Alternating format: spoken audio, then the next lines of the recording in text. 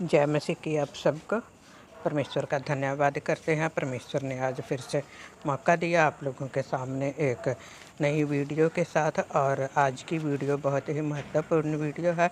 इसके बीच में हम लोग देखेंगे कि अगुवाई और भविष्यवाणी क्या है, जबकि दोनों में ज़मीन आसमान का अंतर है।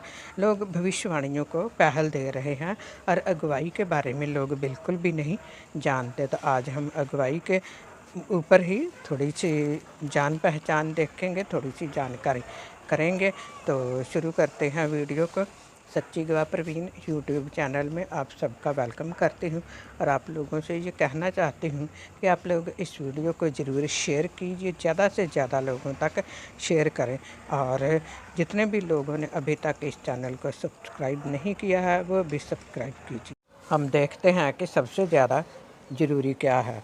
पहला कुरिन्थियों 13 चैप्टर की 8वीं 9वीं और 13वीं आयत के बीच में लिखा हुआ है, प्रेम कभी टलता नहीं। और बहुत ही ज़्यादा महत्वपूर्ण है कि हर इंसान के अंदर प्रेम का होना। जब इंसान के अंदर प्रेम होता है तो ये जो प्रेम जो होता है वो बहुत से पापों को भी ढक देता है, बहुत सी बुराइयों से आज़ाद कर देता है और बहुत से बुरे कामों से हमें छुड़ा देता है। आगे लिखा हुआ है, भविष्यवाणी हो तो समाप्त हो जाएंगी। वरदान जितने भी किस्म के हों, कोई भी क्यों ना हो, जबकि बाइबल में लिखा हुआ है कि वरदान होना भी ज़रूरी है, लेकिन इस पर हम बाद में भी बात करेंगे। लेकिन आज हम इसके बीच में देख रहे हैं कि लिखा हुआ भविष्यवाणियाँ हो तो समाप्त हो जाएंगी। इसका अर्थ ये है कि वरदान चाहे हमारे पास कितने भी हों वो समाप्त हो जाएंगे। तो सबसे ज़्यादा ज़रूरी क्या बात है, साफ लिखा हुआ ना कि भाषाएं, जैसे कि अन्य भाषा का वरदान लोगों को मिलता है, लोग बोलते हैं और उसका अर्थ भी लोग बहुत ही अच्छे तरीके के साथ समझते हैं। तो ये सारा कुछ क्या है, जाता रहेगा, सब कुछ ख़त्म हो जाएगा।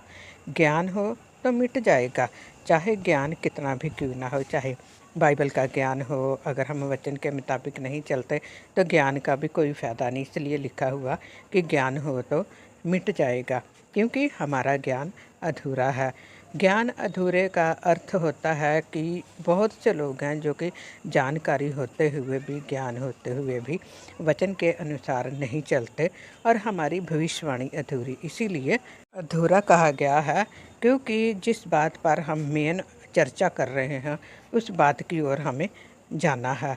और आगे जब हम देखते हैं लिखा हुआ, पर अब विश्वास, आशा, प्रेम ये तीनों स्थायी है, पर इनमें सबसे बड़ा प्रेम है। प्रेम ही जो है वो सबसे बहुत ज़्यादा महत्वपूर्ण है। तो प्रभु यीशु मसीह ने भी किस चीज़ पर ज़्यादा जोर दिया है, मार्ग, सत्य और जीवन, यानी कि वचन की जानकारी होना हमें बहुत ज़्यादा ज़रूरी है।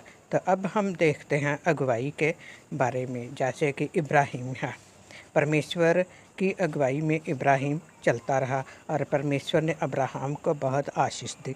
अगुवाई का अर्थ होता है कि परमेश्वर की बात को बहुत ही अच्छे तरीके के साथ भली भांति समझकर उसके अनुसार चलना।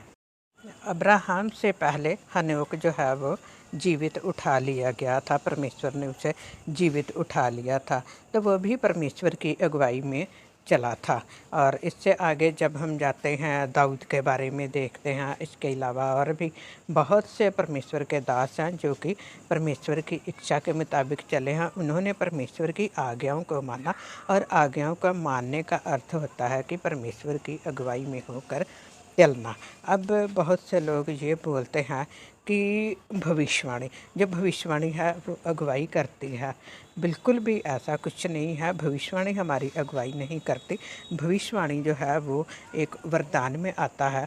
तो जबकि हमने देखा ना कि भविष्यवाणियाँ हो तो समाप्त हो जाएंगी, क्योंकि जो वरदान है वो मिट सकते हैं, लेकिन जो परमेश्वर का वचन है वो कभी भी नहीं मिटता और ना ही वो मिट सकेगा। तो अगुवाई के अनुसार चलना बहुत ज़्यादा ज़रूरी है। और अब्राहम, दाऊद और गिदोन, मूसा, ये हारून, जितने भी हमारे पुराने नबी हुए हैं, उन सभी ने परमेश्वर की अगुवाई में होकर जीवन को समाप्त किया। अगर देखते हैं एलिया, तो एलिया के बारे में भी कहीं भी ऐसा कुछ नहीं लिखा, भविष्यवाणियों के बारे में ऐसा बिल्कुल भी कुछ नहीं लिखा हुआ। तो वो भी परमेश्वर की अगुवाई में ही चले। याकूब चला, यूसुफ चला, और भी बहुत से परमेश्वर के दास हैं जो कि परमेश्वर की अगुवाई में चले। पुराने नियम में जब हम देखते हैं तो इन बातों के बारे में बहुत ही अच्छे तरीके के साथ हम पढ़ सकते हैं कि परमेश्वर के जितने भी दास परमेश्वर की अगुवाई के अनुसार चले, उन सब ने आशीष पाई। परमेश्वर का दास शमूएल नबी, जो कि एली जो था, परमेश्वर की मर्जी के मुताबिक चलता तो था, लेकिन उसके बच्चे जो थे वो बहुत ही गलत निकले। तो जब तक एली ने आगे बढ़ना था तब तक परमेश्वर ने शमूएल को चुन लिया था। शमूएल नबी को परमेश्वर ने चुना, तो वो भी परमेश्वर की अगुवाई के अनुसार चला। और क्योंकि अगुवाई का अर्थ होता है कि डायरेक्ट परमेश्वर के साथ बातचीत होना, परमेश्वर के स्वर्गदूत के द्वारा बातचीत होना। और जब प्रार्थना में बैठे हैं तो उसी समय परमेश्वर हमारे से बात करता है कि इस तरीके से ये काम है, तुझे करना है। भविष्यवाणियों में और अगुवाई में बहुत ही ज़्यादा अंतर है।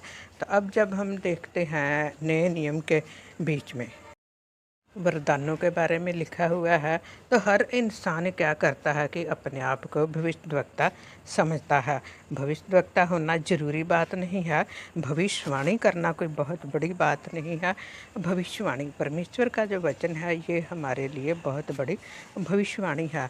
तो इसलिए भविष्यवक्ताओं की तरफ ज़्यादा मत जाइए, आप दुनिया की बातों की तरफ बिल्कुल भी मत जाइए। भविष्यवाणियों में और अगुवाई में हमने देखा कि बहुत बड़ा अंतर है। तो परमेश्वर की हजूरी में चलते रहिए, प्रार्थना करते रहिए, परमेश्वर अगुवाई करेगा, परमेश्वर अपने वचन के द्वारा हमें अपना मार्ग दिखाएगा, और परमेश्वर हमें अपने वचन के अनुसार चलाकर और हमें आशीषों में भी बढ़ाएगा। और हमारी आने वाली जो पीढ़ियां हैं वो भी परमेश्वर की आशीष में हमेशा रहेंगी।